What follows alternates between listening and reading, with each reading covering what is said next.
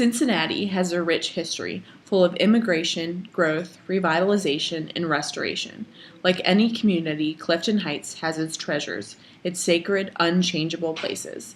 In 1814, a Roman Catholic priest decided to hold Mass in his own home. His name was Father Edward Fenwick. Cincinnati was barely established, yet the Roman Catholic community was large.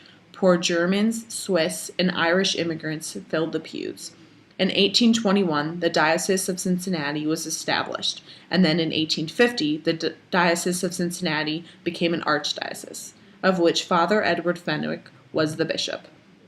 In 1868, the St. George congregation began, starting out in a remarkably small two-story building with a school on the second floor and a chapel at ground level. They made their humble beginning. The community at St. George was mostly German immigrants. The parish grew rapidly because of the growing German immigrant community. Then St. George became a building, establishing permanence. The Romanesque revival-style church was designed by Samuel Hannaford, an outstanding architect, who actually designed our city hall. The St. George building cost $100,000 to build. It was dedicated on June 28, 1874.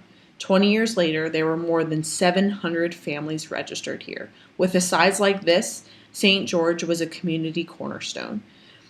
By 1877, the building next door, now known as Corryville Catholic Elementary, was then known as St. George Grade School, offering a Catholic education to the community.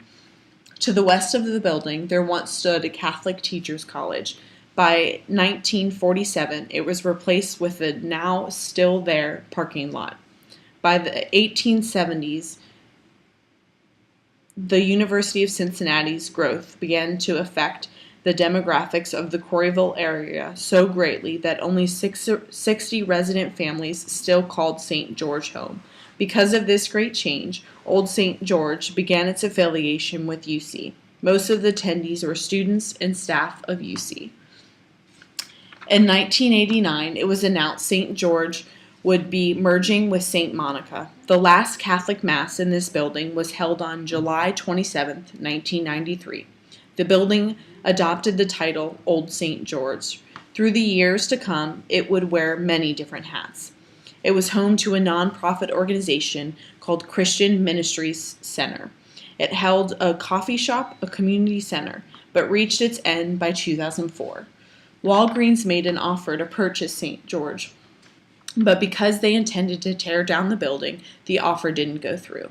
However, in 2005, the offer of $1.6 million from the Clifton Heights Community Urban Redevelopment Corporation, or CHCURC, was the winning bid.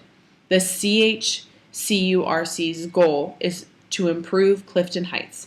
In 2008, the building suffered a tragic fire. Materials stored in the building caught fire, and the steeples burned and collapsed. Finally, 8 years later, things started to look up. Crossroads Church saw the value and beauty of this place.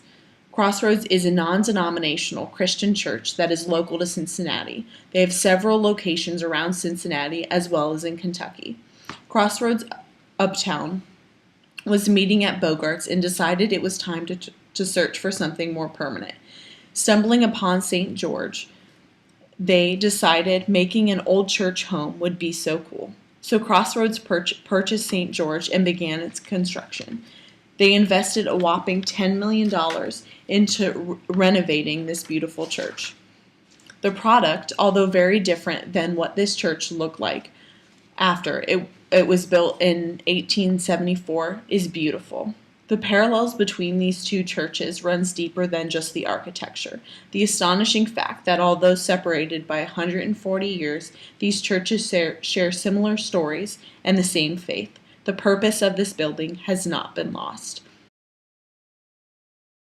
The footprints of history are in the walls with the beautiful stained glass windows. Hints of history are in the beautiful exterior Romanesque-styled architecture that still remains.